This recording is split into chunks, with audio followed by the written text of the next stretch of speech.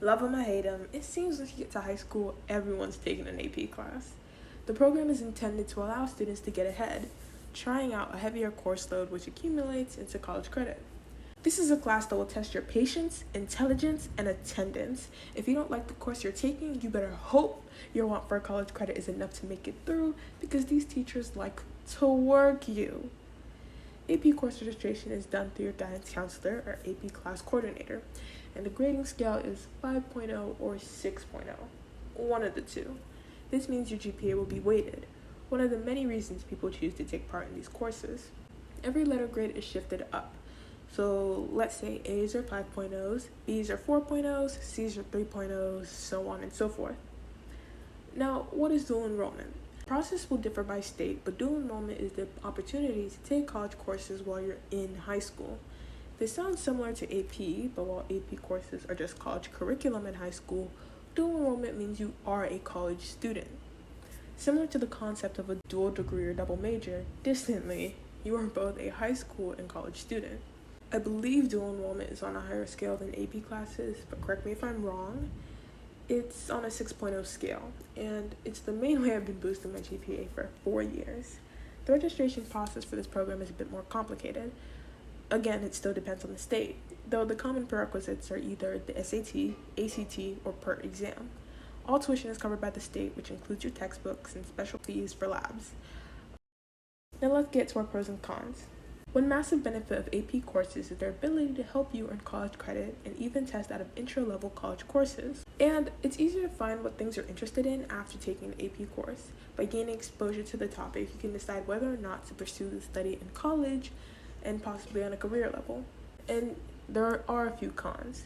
Many selective schools don't take AP credit, and some schools will have their students pay for their own AP exams. So if you're attempting to take several courses in one schedule, these costs can add up quickly, especially when an exam is around $94. Testing can also quickly become the main focus of the experience, as in a program where the actual course grade does not determine your credit, but the final exam does. Many people spend time in enrollment memorization, which will not benefit them in the long run. And not all colleges will see the scores the same way. While a 3 is enough to get you credit at one university, some will be needing 4s or 5s in order for you to qualify for that college credit. Dual enrollment programs can provide a highly valuable learning experience for high school students, especially first-generation college students who may lack knowledge of and exposure to college campuses. Performing well in college courses while still in high school strengthens a student's aspirations, as well as their confidence in their academic success. However, the college experience can be something to get used to. College registration is a time to fight for your life. And for someone who's concurrently starting high school and college, they may not realize how important it is to be on time when registering for classes. While in high school, you can still email your guidance counselor in July, telling them you would like to switch your schedule around. In college, you need to have your schedule figured out the day of. There is no changing it because everyone's trying to get in their classes and they fill up quickly. For community college, spots are about 30 per class. Community college will get you smaller class sizes, so it's easier to talk to your professor, but it's also easier to lose your spot in that class if you don't register on time. And take it from someone who missed their registration date and got chewed out by their immigrant parents, don't procrastinate or miss your time. And make sure to use Rate My Professor when doing course registration. Personally, it's a rule of mine to use the professor who has the best rating. You have to take into account the written reviews and how many of those reviews are for the class you actually want to take.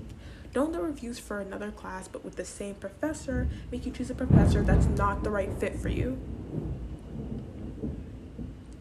Additionally, some students will have to take classes on campus, and the transport back and forth can be tiring for parents and students alike. Some students may refuse to take college courses on a separate campus because it creates distance and separation from their high school and the high school experience.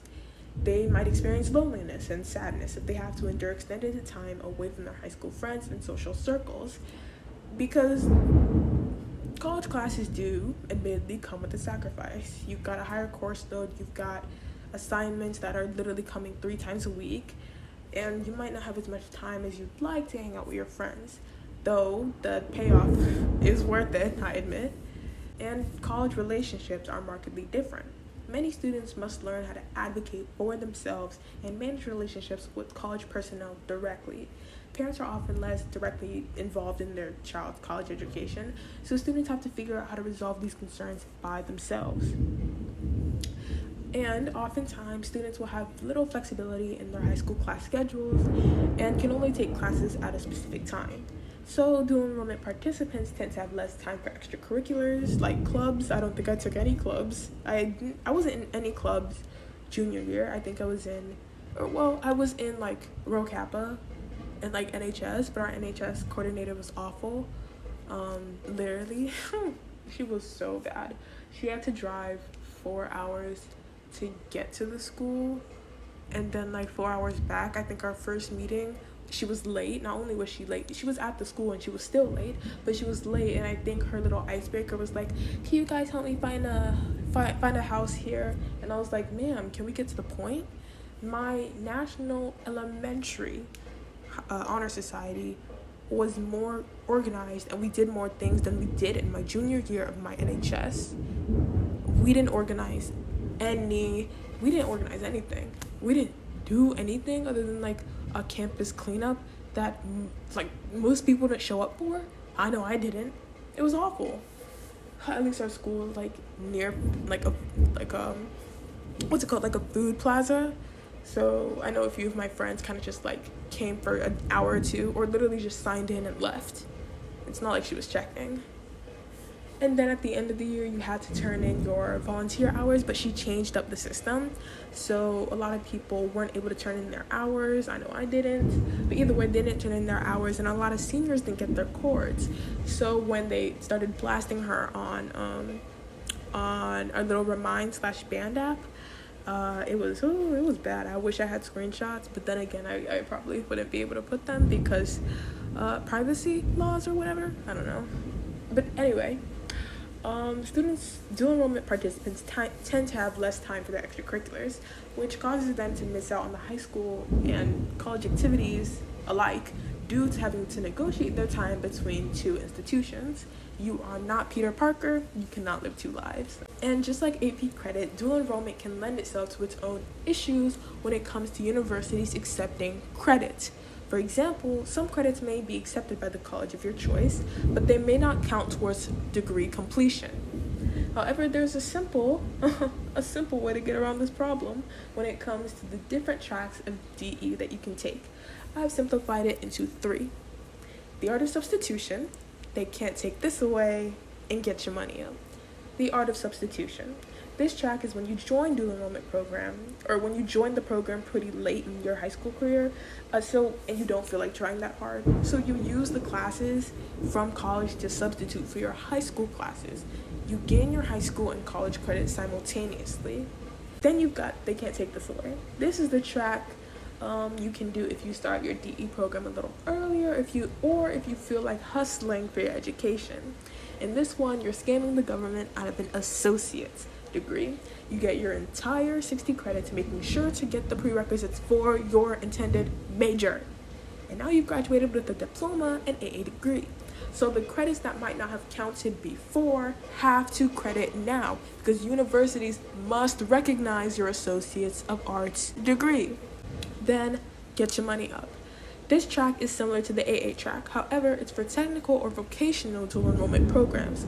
For this, you won't be trading classes for college or high school credit, though you must have ample space in your schedule for this track. At the end of this option, you get a certification. I also recommend taking just like certification classes at your high school. So the ones where you have to take them freshman, sophomore, junior, and senior year, and at the end of those 4 years you end up with a certification. I recommend those because certifications are literally just like mini degrees. Another track I recommend is the community college, in-state uni, and out-of-state graduate track, which really boils down to acclimating yourself to the big fish in the small pond phenomenon. Let's say you were top of your class in your high school, but you get to college and you're about class average. That's big fish in a small pond, possibly because you were in a place that didn't challenge your full potential. This track also allows you to experience more opportunities that you could have than if you had went straight to your in-state or out-of-state university. The overall cost is cheaper and it affords you more networking options.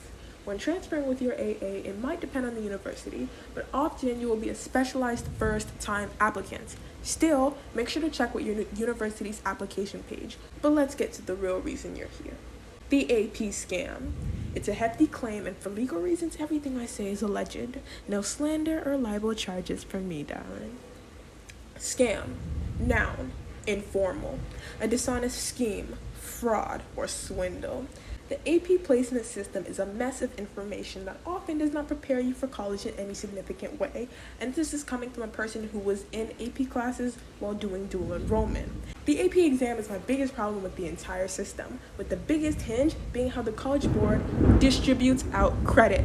How does it make sense to choose whether or not to award a student credit based on their performance in a class, but rather not based on their performance in the class, but rather an exam that is like a super final, if the final was 100% of your grade and your only grade in the class?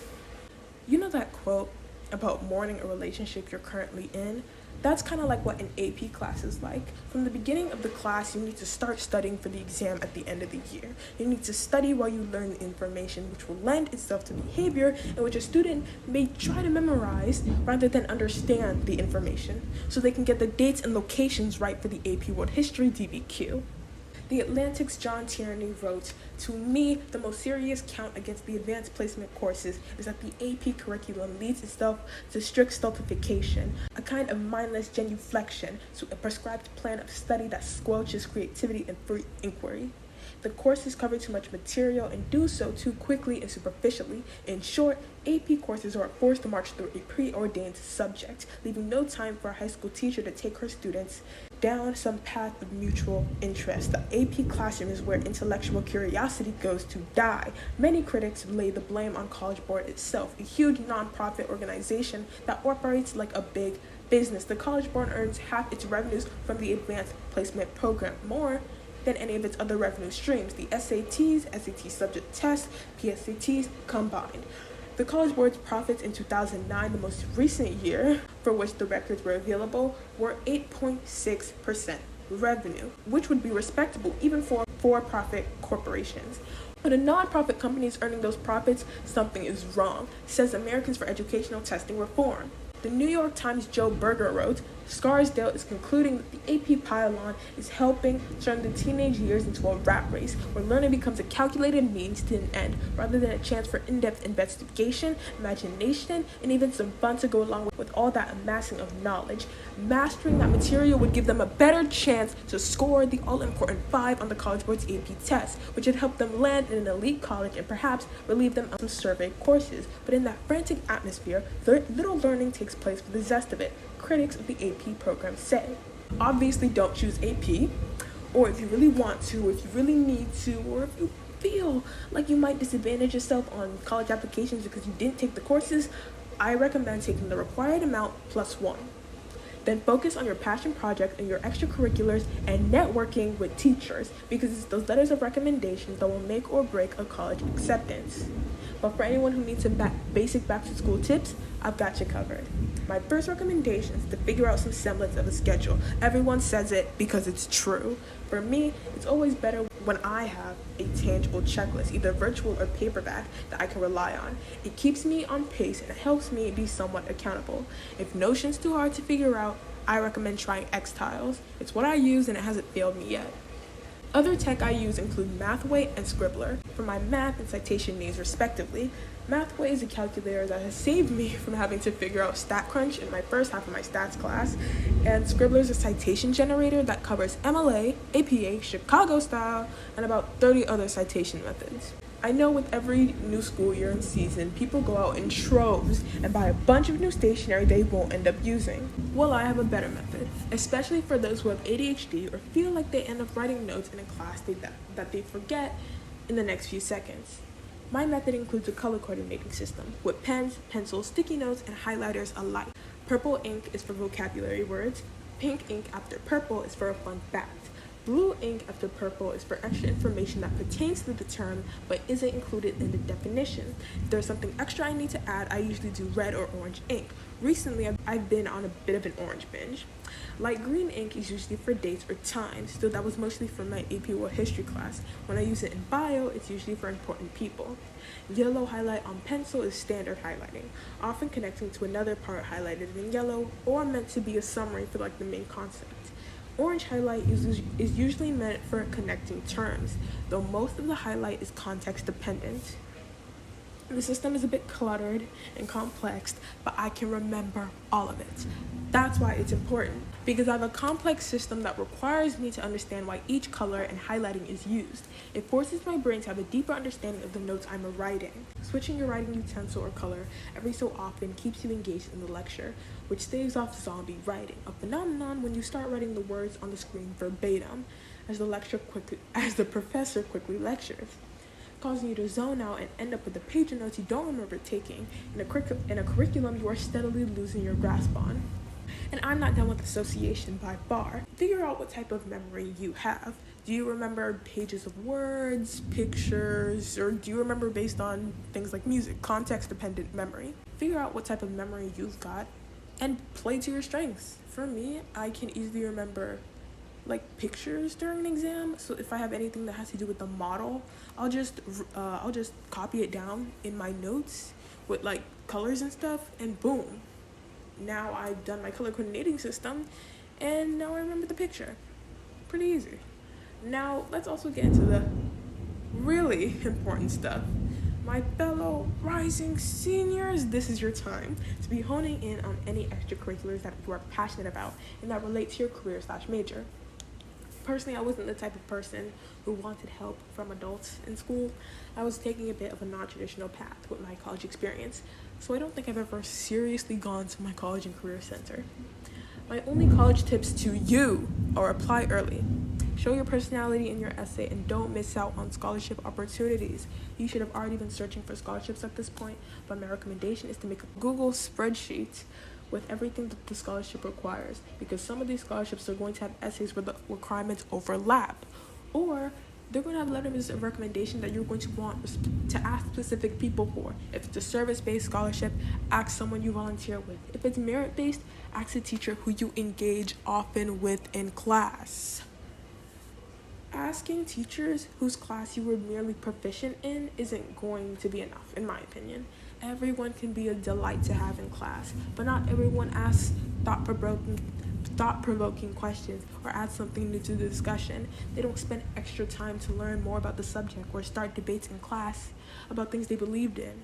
Don't merely be present in class, be a presence in class.